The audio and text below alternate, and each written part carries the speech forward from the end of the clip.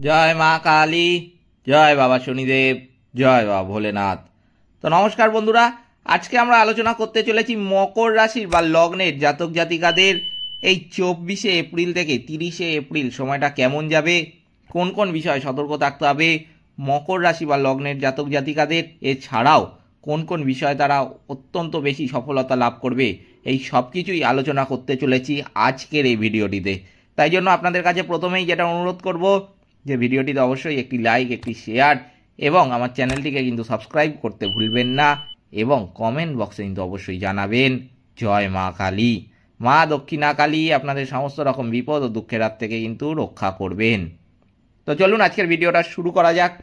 যেটা দেখা যাচ্ছে মকর রাশি বা লগ্নের জাতক জাতিকাদের 24শে এপ্রিল 2025 শুরু হবে আপনার পরিচয় এবং ব্যক্তিগত লক্ষ্যের উপর মনোযোগ দিয়ে।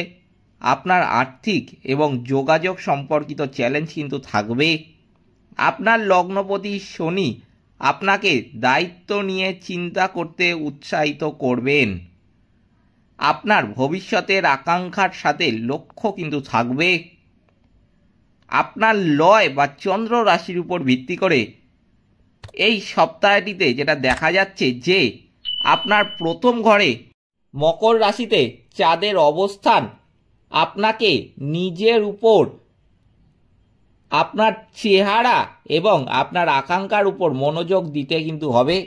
আপনি স্বাভাবিকের চেয়ে বেশি আবেগপ্রবণ বোধ কিন্তু এই সময় করবেন।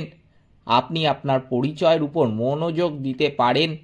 আপনি নিজেকে বিশ্বের কাছে কিভাবে উপস্থাপন করবেন তা কিন্তু অত্যন্ত গুরুত্বপূর্ণ এই সময়ে। চন্দ্র তখন সপ্তম ঘরে দৃষ্টিপাত করবে। সম্পর্ক, অংশীদারিত্ব এবং অন্যদের সাথে আপনার মিথস্ক্রিয়ার উপর মনোযোগ কিন্তু দিতে হবে। আপনার সংযোগগুলিকে শক্তিশালী করার বা মূল্যায়ন করার ইচ্ছা কিন্তু রয়েছে, বিশেষ করে রোম্যান্টিক বা ব্যবসায়িক সম্পর্কের ক্ষেত্রে। 23শে এপ্রিল মধ্যরাতের দিকে চাঁদ আপনার দ্বিতীয় ঘরে কুম্ভ রাশিতে কিন্তু প্রবেশ করবে।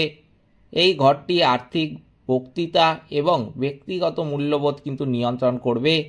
আপনার বস্তুগত নিরাপত্তা, আপনার সম্পত্তি এবং আপনি কিভাবে আপনার চাহিদাগুলিকে প্রকাশ করবেন তা পরিকল্পনা করা কিন্তু এই সময় অত্যন্ত গুরুত্বপূর্ণ।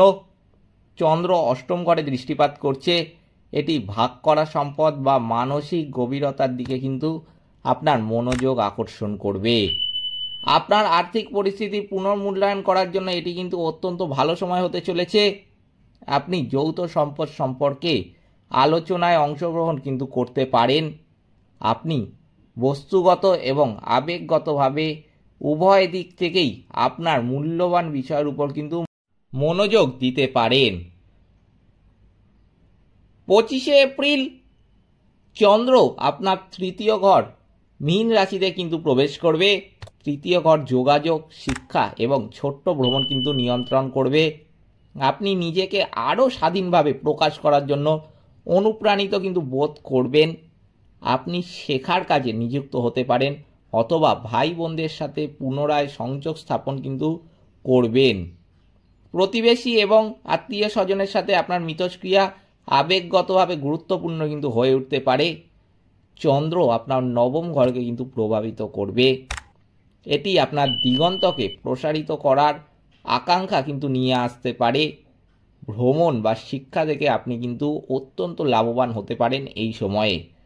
নতুন জ্ঞান অর্জনের জন্য এটি কিন্তু অত্যন্ত অনুকূল সময় হতে চলেছে এই মকর রাশি বা লগ্নের জাতক জাতিকাদের জন্য। আপনি দীর্ঘমেয়াদী লক্ষ্য পরিকল্পনা কিন্তু করতে পারেন। এরপর 27শে এপ্রিলের মধ্যে চন্দ্র আপনার চতুর্থ ঘর মেষ রাশিতে কিন্তু প্রবেশ করবে। আপনার মনোযোগ বাড়ি, পরিবার এবং মানসিক নিরাপত্তার দিকে কিন্তু সরে যাবে।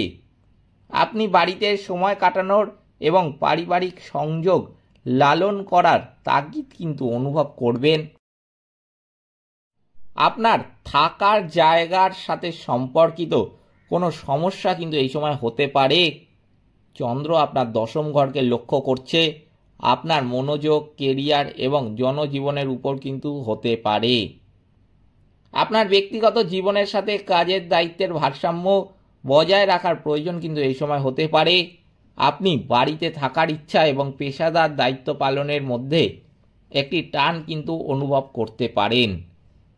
উভয়ের মধ্যে সামঞ্জস্য খুঁজে পাওয়া কিন্তু অত্যন্ত গুরুত্বপূর্ণ এই সময়ে। অতএব সপ্তাহ জুড়ে আপনার লগ্নপতি শনি তৃতীয় ঘরে কিন্তু গমন করছেন। এই অবস্থান যোগাযোগ, শেখা এবং আপনার আশেপাশের পরিবেশের প্রতিফলনকে কিন্তু উৎসাহিত করবে।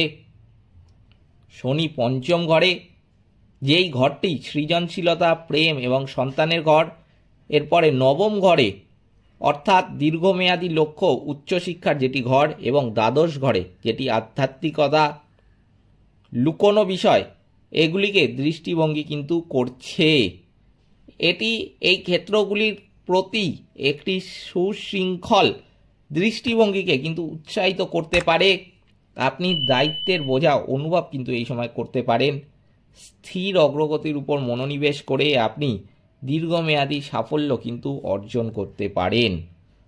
অতএব যদি সারসংক্ষেপে বলি মকর রাশি বা লগ্নের জাতক জাতিকাদের এই 24 থেকে 30 এপ্রিল কেমন যাবে, তার উত্তরে কিন্তু আমি বলবো যে এই সপ্তাহটি আপনার আবেগ এবং সম্পর্কের ওঠানামা কিন্তু হতে পারে। চন্দ্র আপনার রাশিচক্রের গুরুত্বপূর্ণ ক্ষেত্রগুলির মধ্যে দিয়ে গমন করবে। সপ্তাহটি শুরু হবে আপনার পরিচয় এবং ব্যক্তিগত লক্ষ্যগুলির উপর মনোযোগ দিয়ে। অর্থ, যোগাযোগ এবং পারিবারিক জীবনের সাথে সম্পর্কিত বিষয়গুলির দিকে আপনি ঝুঁকবেন যখন চন্দ্র আপনার ঘরের মধ্যে দিয়ে কিন্তু গমন করবে। আপনার লগ্নপতি শনি আপনাকে দায়িত্ব, লক্ষ্য এবং ভবিষ্যতের আকাঙ্ক্ষা সম্পর্কে চিন্তা করতে কিন্তু উৎসাহিত করবেন। সপ্তাহটি এগিয়ে যাওয়ার সাথে সাথে আপনি ব্যক্তিগত আকাঙ্ক্ষা এবং বাহ্যিক বাধ্যবাধকতার ভারসাম্য বজায় রাখার তাগিদ অনুভব কিন্তু করতে পারেন। সুতরাং মকর রাশি বা লগ্নে জাতক জাতিকাদের অধিকাংশ দিক কিন্তু ভালোই যাবে। কিছু কিছু ব্যাপার যেগুলো আমি বললাম সেগুলো কিন্তু অবশ্যই এই সময় সতর্ক থাকতে হবে মকর রাশি বা লগ্নের জাতক জাতিকাদের, কারণ এই সময়টা কিন্তু অত্যন্ত গুরুত্বপূর্ণ হতে চলেছে মকর রাশি বা লগ্নের জাতক জাতিকাদের। যদি আপনারা নিজেরাই এই সময় এগুলো মেনে চলতে পারেন, যেগুলো সতর্ক থাকতে বললাম, সেগুলো যদি সতর্ক থাকেন, আমি কিন্তু বলবো আপনারা জীবনে অত্যন্ত দ্রুত সফলতার মুখ দেখতে পাবেন। এই ছিল আজকের ভিডিওটিতে অবশ্যই একটি লাইক, একটি শেয়ার এবং আমার চ্যানেলটিকে কিন্তু সাবস্ক্রাইব করতে ভুলবেন না, এবং কমেন্ট বক্সে কিন্তু অবশ্যই জানাবেন। জয় মা কালী। মা দক্ষিণা কালী আপনাদের সমস্ত বিপদ ও দুঃখের হাত থেকে কিন্তু রক্ষা করবেন। সকলে ভালো থাকবেন, সুস্থ থাকবেন। নমস্কার।